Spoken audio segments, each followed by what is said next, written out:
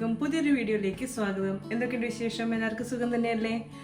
So ഇന്ന് നമ്മൾ തയ്യാറാക്കാൻ പോകുന്നത് മുട്ടച്ചോറാണ്. നമ്മൾ സാധാരണ ചോറ് വെച്ചിട്ട് ഒരു മുട്ടച്ചോറ്. ഓക്കെ, അപ്പോൾ അതിനായിട്ട് ഞാൻ ഇവിടെ 4 മുട്ട എടുത്തിട്ടുണ്ട്. ഇതിലേക്ക് കുറച്ച് ഉപ്പ് ചേർത്തിട്ടുണ്ട്, അതേപോലെ തന്നെ കുറച്ച് മുളക് പൊടി ചേർത്തിട്ടുണ്ട്. ഓക്കെ, എന്നിട്ട് അതൊന്ന് ബീറ്റ് ചെയ്ത് വെക്കാം.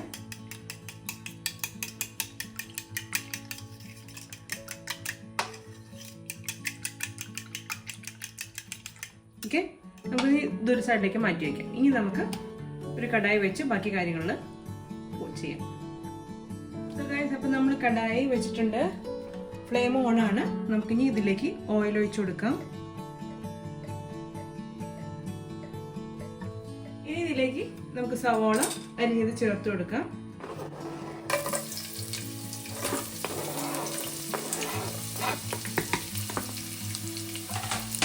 കറിവേപ്പില,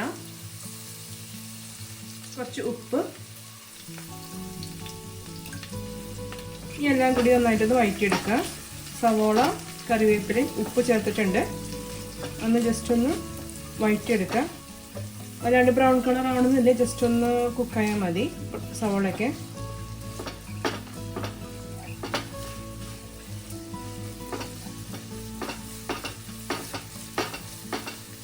സവോള ഒന്ന് വഴണ്ട് വന്നിട്ടുണ്ട്. ഇനി നമുക്ക് ഇതിലേക്ക് മസാലപ്പൊടികൾ ചേർത്ത് കൊടുക്കാം.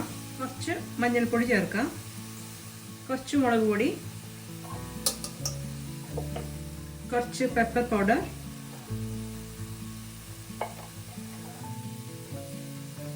കുറച്ച് ഗരം മസാല പൊടി,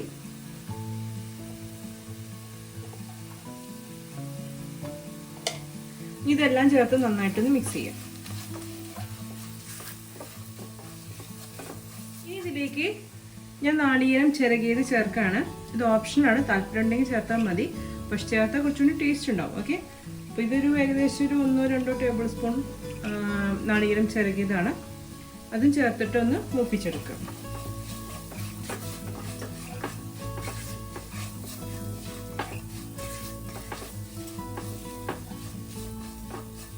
ഇനി ഇതിലേക്ക് നമുക്ക് തക്കാളി അരിഞ്ഞത് ചേർത്ത് കൊടുക്കാം.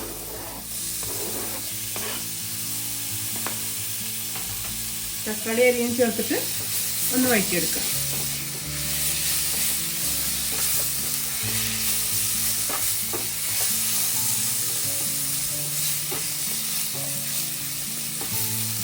ഇനി ഇതിലേക്ക് നമ്മൾ നേരത്തെ ബീറ്റ് ചെയ്ത് വെച്ചിരിക്കുന്ന എഗ്ഗ് അത് ഇതിലേക്ക് ചേർത്ത് കൊടുക്കാം.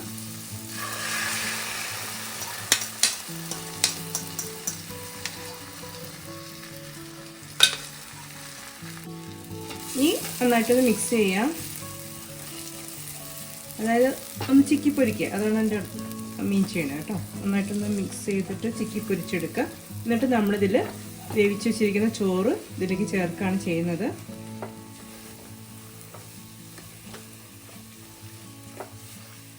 ചോറിപ്പോൾ നമ്മളിവിടെ സാധാരണ ചോറ് തന്നെയാണ് എടുത്തിരിക്കണേ. ഏത് ചോറും നമുക്ക് തയ്യാറാക്കാം കേട്ടോ, ഏത് ചോറിലും നമുക്ക് തയ്യാറാക്കാവുന്നതാണ്. നമുക്കിതിലേക്ക് വേവിച്ച് വെച്ചിരിക്കുന്ന ചോറ് ചേർത്ത് കൊടുക്കാം.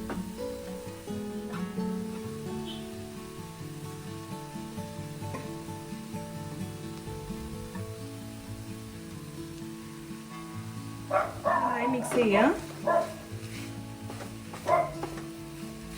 നന്നായി മിക്സ് ചെയ്ത് കൊടുക്കാം. ആ ഒരു മസാല ചോറിൽ പിടിക്കുന്നവരെ നന്നായിട്ടൊന്ന് മിക്സ് ചെയ്ത് കൊടുക്കുക.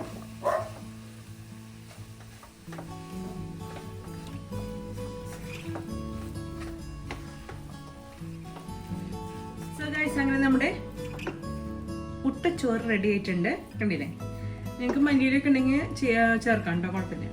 അപ്പോൾ ഇതാണ് നമ്മുടെ മുട്ടച്ചോറിൻ്റെ റെസിപ്പി. അപ്പോൾ എല്ലാവരും ഒന്ന് ട്രൈ ചെയ്ത് നോക്കുക. വളരെ സിമ്പിളായിട്ട് റെസിപ്പിയാണ്, കുട്ടികൾക്കൊക്കെ ഇഷ്ടമാവുന്ന ഒരു റെസിപ്പിയാണ്. അപ്പോൾ എന്തായാലും ട്രൈ ചെയ്യുക. അപ്പോൾ നിങ്ങൾക്ക് ഈ വീഡിയോ ഇഷ്ടമായിട്ടുണ്ടാവും എന്ന് ഞാൻ കരുതുന്നതാണ്. അപ്പോൾ ലൈക്ക് ചെയ്യാനായിട്ട് മറക്കരുത്, അതേപോലെ തന്നെ ഷെയർ ചെയ്യുക എല്ലാവർക്കും. അതേപോലെ തന്നെ നമ്മുടെ ചാനൽ ഇഷ്ടമാവുകയാണെങ്കിൽ സബ്സ്ക്രൈബ് ചെയ്ത് സപ്പോർട്ട് ചെയ്യുക. ഓക്കെ, അപ്പോൾ വളരെ സിമ്പിളായിട്ട് തയ്യാറാക്കാൻ പറ്റിയൊരു മുട്ടച്ചോറിൻ്റെ റെസിപ്പി ആട്ടോ. നമുക്കിത് പല വേർഷൻസ് ഉണ്ടാക്കാം, പല അഡീഷണൽ ആയിട്ട് കുറേ സംഭവമൊക്കെ ചേർത്തിട്ടൊക്കെ ഉണ്ടാക്കാം. ഇതൊരു സിമ്പിൾ വേർഷനാണ് ഞാൻ കാണിച്ചിരിക്കുന്നത്. സോ എന്തായാലും ട്രൈ ചെയ്തിട്ട് എൻ്റെ ഫീഡ്ബാക്സ് ഒക്കെ എഴുതി അറിയിക്കും കേട്ടോ. അപ്പോൾ നമുക്ക് ഇനിയും നല്ല നല്ല റെസിപ്പീസൊക്കെ ആയിട്ട് നമുക്ക് വീണ്ടും കാണാം. അതുവരെ നിങ്ങൾക്ക് എല്ലാവർക്കും നന്ദി, നമസ്കാരം, ബൈ.